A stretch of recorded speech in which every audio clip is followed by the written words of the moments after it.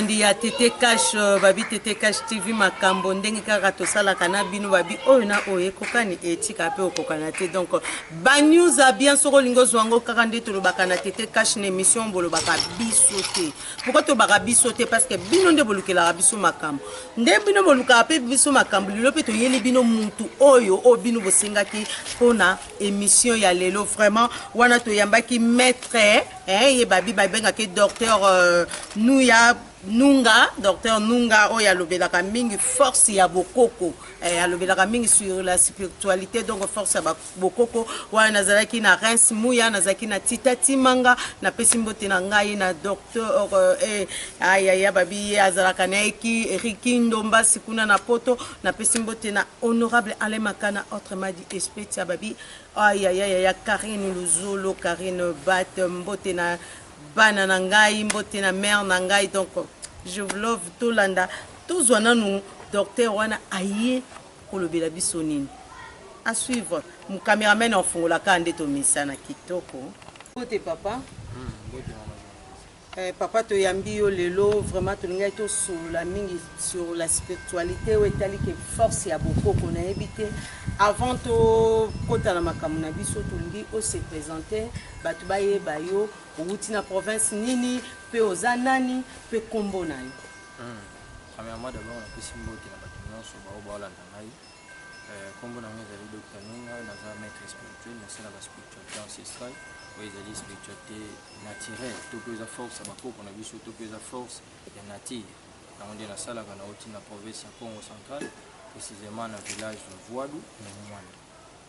précisément na village Mvoadou tongi toye baton toyoka ka force ya bakoko na ebité bino batu boitisaka ba biloko ya bokoko parce que ton tozomona yo biso ton tozomona biloko boy tomona kaka bonganga na ebité ezalaka bonganga ou bien ezaka ka force naturelle to makambo kaka ya molimo ndenge bino moko bobenga rango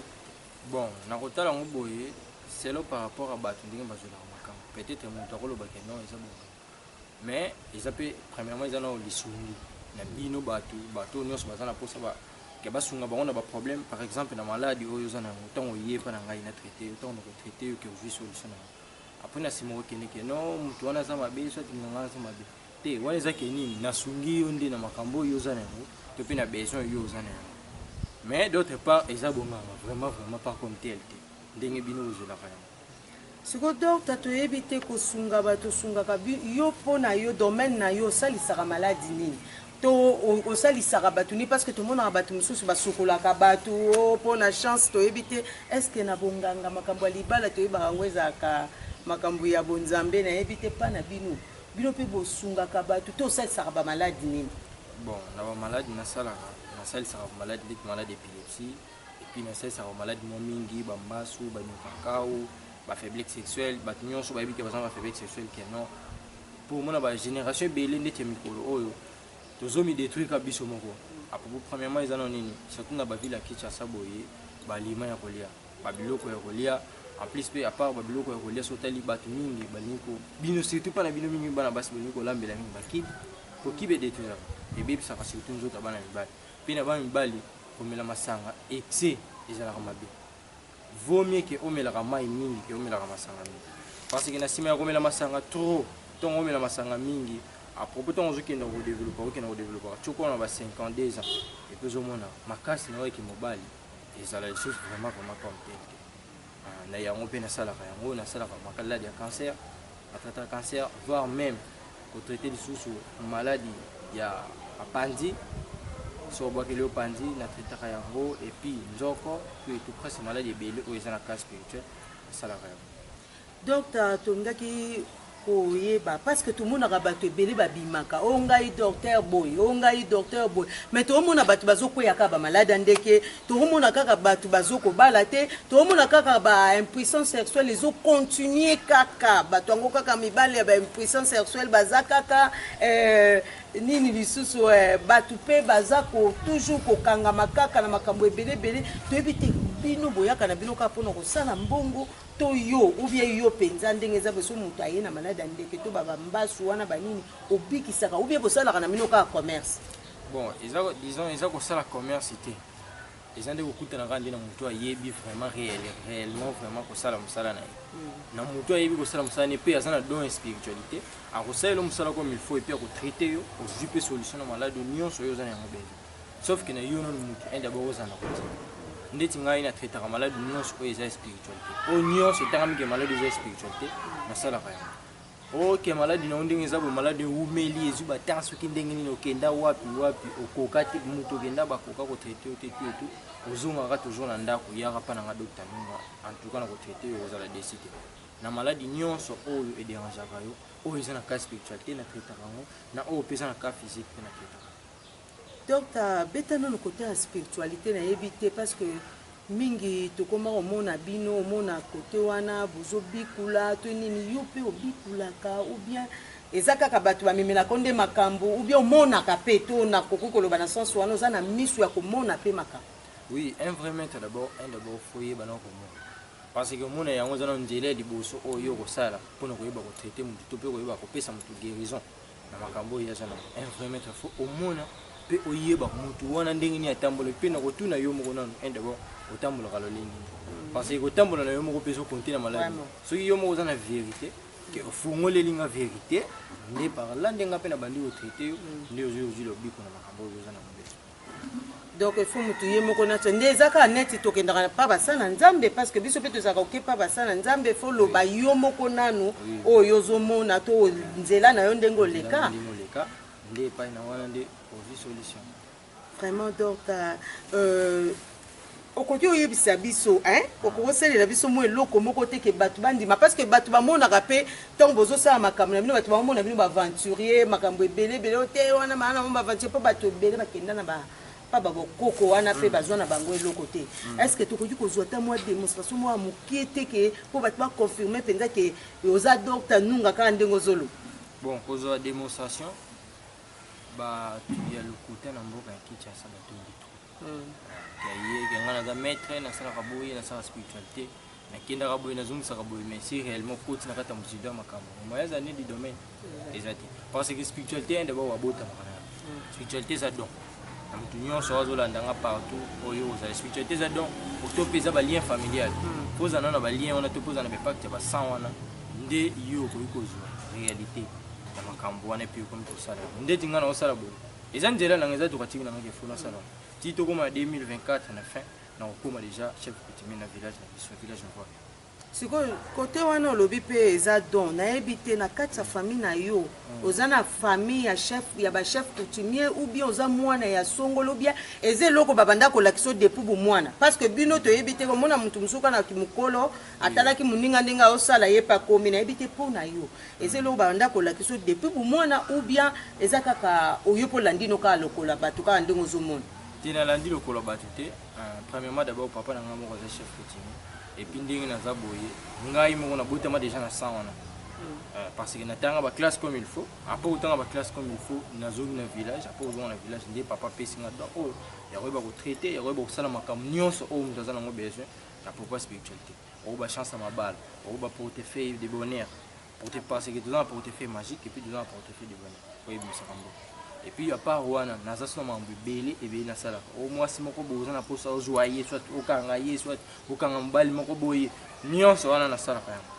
parce que nyonso eza basé na kati ya spiritualité donc docteur yo mpenza soki motu moko boye naza na besoin ota ministre moko boye nakanga kuna na ye mpa na ona ozwa ye pas de problème yo oyebaka kombo ya mboka oyepa na nga epuis nga na kosala mosala donc esengaka kombo ya mboka oui kombo ya mboka mais baporte monnaie magique wana na porte soki obi portefeuille du bonheur on a habité différence ni les ana biloko na mibale bon tu as la différence entre portefeuille du bonheur na portefeuille magique parce que magique c'est loko esengaka makila eza science oyo bamemeli biso mais du bonheur tozomona ke eza ancestral ezaki bokoko na biso moko culture africaine ke ntongo ozosala yango eza na impact moko te ya makila oyo ekosengaka parce ke na kala tomona na kala bakoko na biso bando okufa nzala te bakoko na biso bazalaki bien eloko nyonso osenga ye akopesa yo epi nyonso kolobela selo akosela mais mpona nini lelo te siko biso siko tokoma mpe bongo parce que nini tolimi nde trop kokopie nature oyo eza makambo na biso te tozokopie badoctrine moko eza badoctrine na biso te par exemple bachrétien toboyi te oke na christianisme tout obeli tu boke basambeli tu etu bamemi na hôpital okomi na hôpital tellement docteur ayebi te kisi nini fo apesa soit apesi yo kisi mais esimbi te parfois esenga il faut ozonga na kiboko ozonga na kisi eza naturel ozonga na nature na biso force ya nature parce que ntongo tomona force ya nature tomona kibokoko kibancetre na biso nazongi mpa bancetre na ngai na ye na implore makambo na ngai nyonso naza yango besoin epuis bango basungi ngai epuis bayanani babesoin na nyonso ezalaka nde bongo. Donc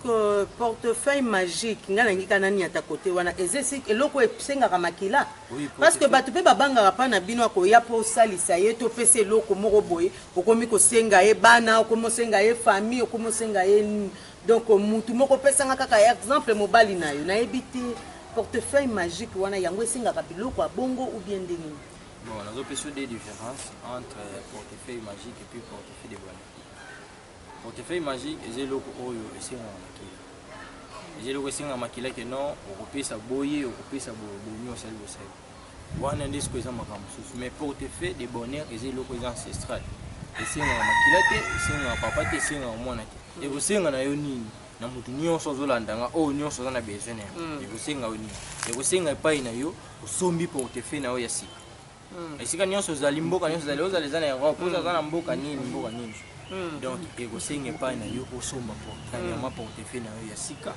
osombi portefeuille na ozwi somme moko oza na mposa na bimiselo na kati par exemple $100 200 300 400 500 1000 til kolo somme oyo oza nango besoin kebimisela par exemple mochashi nini oyo nde ozomona ekoki mpe okoki mpe koutilize yango mpe tosali yango mpe portefeuille magique. Ah bon? te pardon portefeuille du bonheur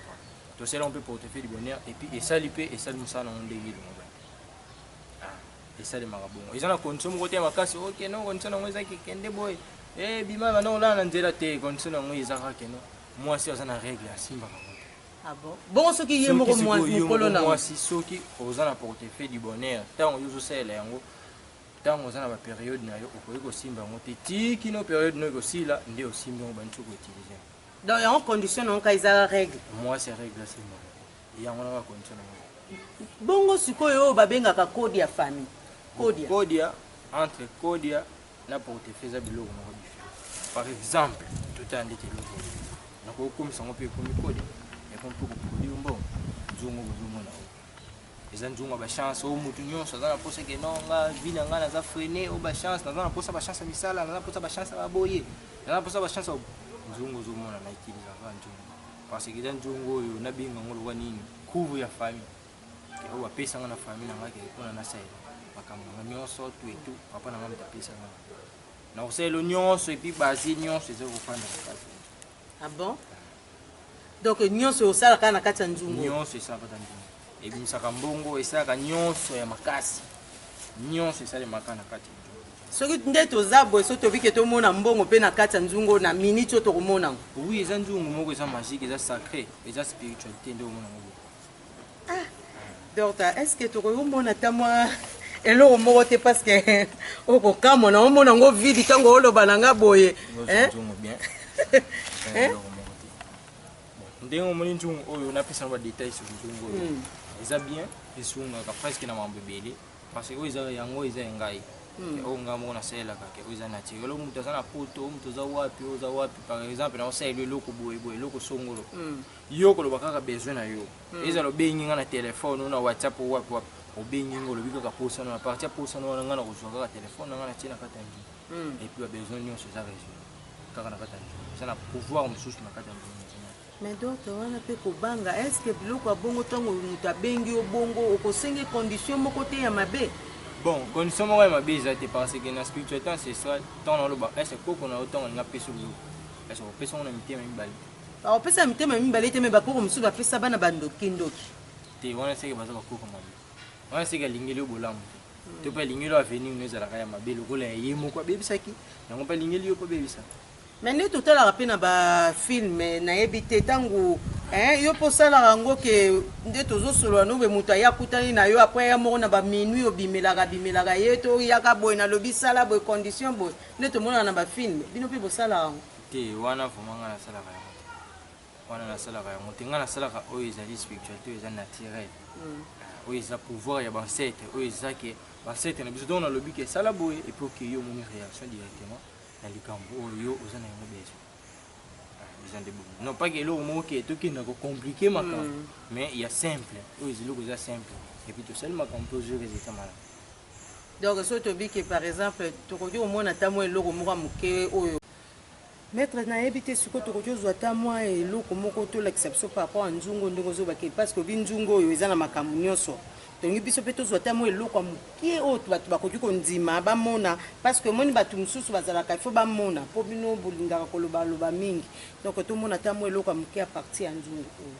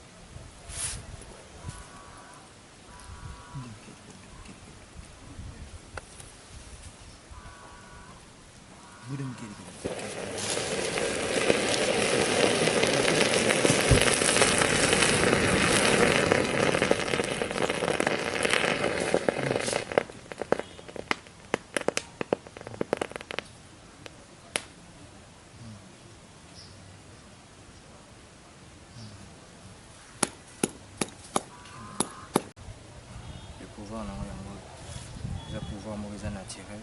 et puis ça m'a remis na kati oyo yango ça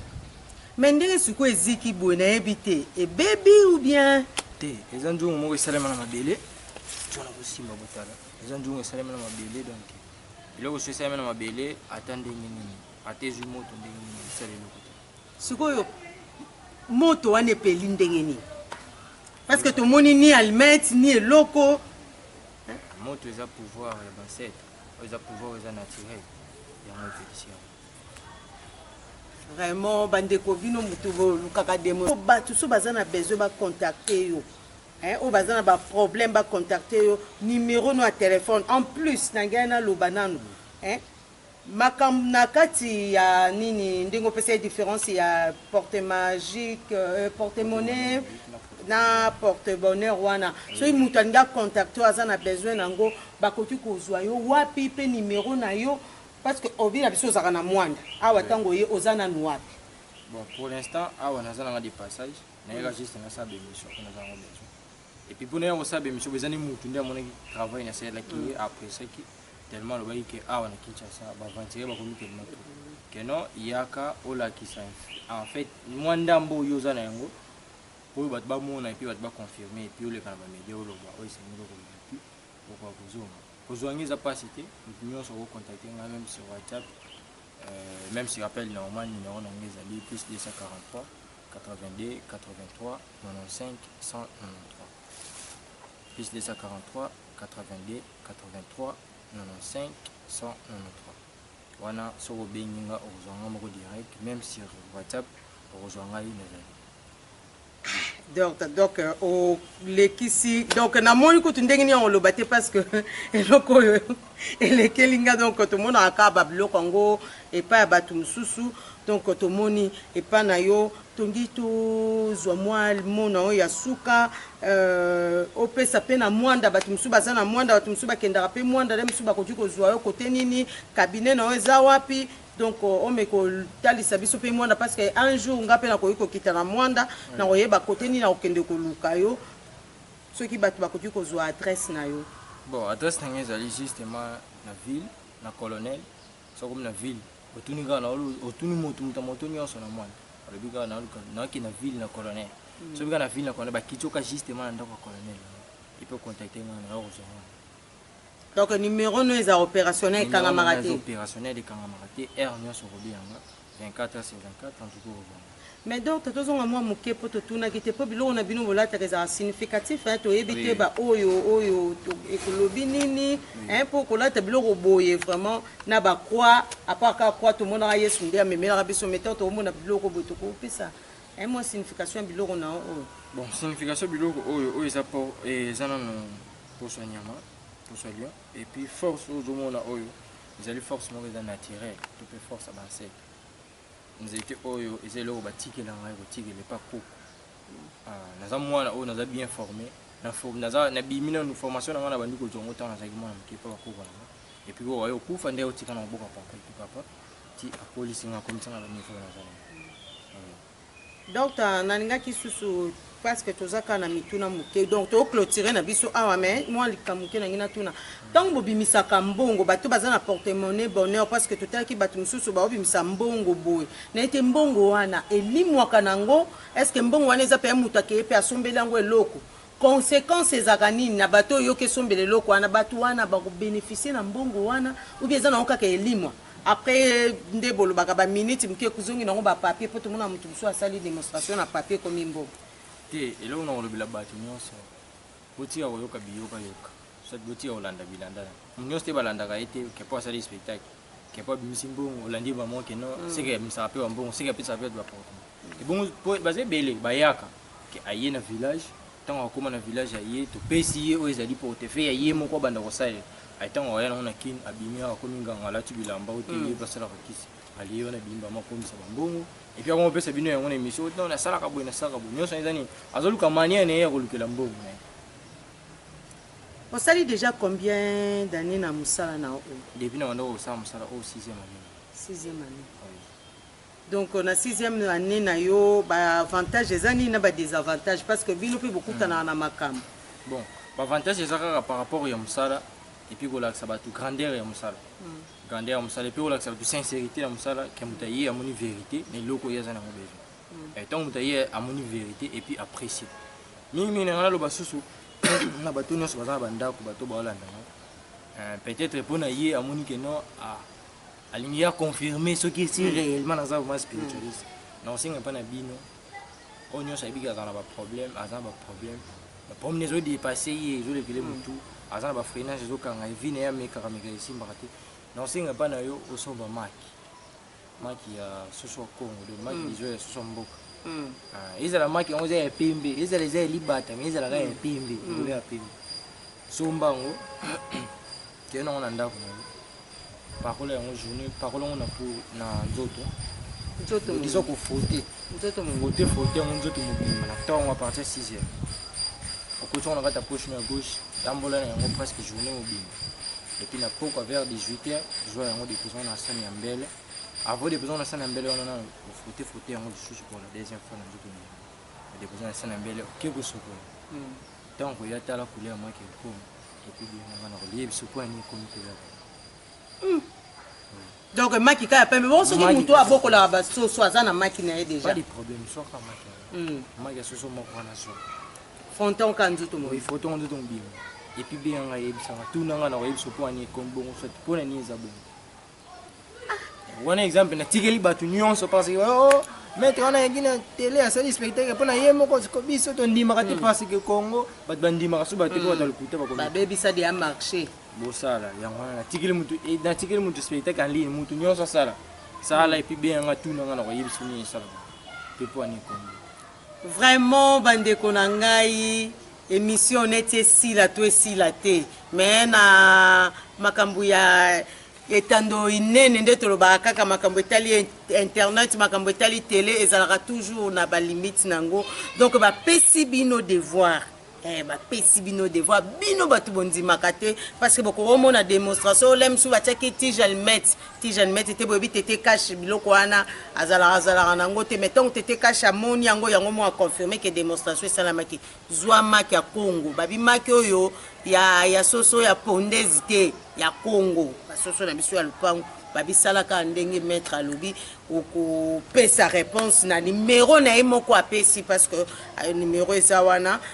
biso na bino mpona lelo tosuki awa mpona émission ya lelo nayebi te maître soki okoki oza na remerciement parce que oza mpe mwana outi mpa bapapa ale mosu ata mwa batuno ya mwanda bapartenaire na onayebi te so ozala bapartenaire oyo bakoki kosoutenir no mwa libanga moke mpo toyebana koclôturer émission na biso. bon nakosenga na bino nyonso boye bakocontacte nga epuis makambo nyonso bakocontacte nga ekende ndenge soki yo otalisanga ka na yo ekende ndenge yo okolinga nasala mosala epuis nakosala mosala ekende kuna bino. Merci d'abord na bino nyonso botali ngai epuis na souhaite bino ba bonne journée epuis bocontacte nga bozala réussite. Condition ezalaka nini mbongo parce que bozalaka mpe na bamontant na bino oyo bokataka ke mutu na mutu eza na batarif na bino ke botie mpona kozwa portefeuille boye montant boye eza boye nayebi te solution ngai mpa na ngai nakataka tarif te nakataka tarif te kaka biloko oyo natindi ye aluka ntango aluki yango azwi yango sino mais bino mpe bozala komona le mosusu oyebi ke oyo eza difficile mutu azwa kaka kende olukelanga maki ya ngando kende olukelanga maki ya lion jamais natindi te mutu aluka maki ya ngando na bato nyonso oyo baotalanga bando benga yo question nasali mutu eloko baobenga otikaka te koyoka mutu abengi yo natindiki aluka maki ya ngando zota aluka boaluka jamais aza te akozala pe te epa na ngai eloko natina bato baluka kosomba portefeuille na yo ya sika en plus ozwi somme moko oza na mposa ebanda komisio na kati baintroduire yango na kati esili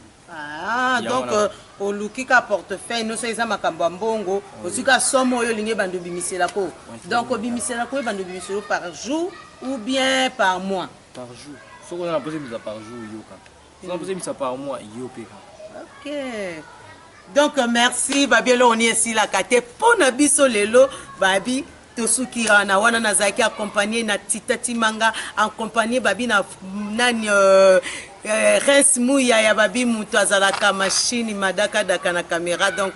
on est ensemble, il n'y a pas de souci, ne zappez pas, abonnez-vous massivement na Kabeti.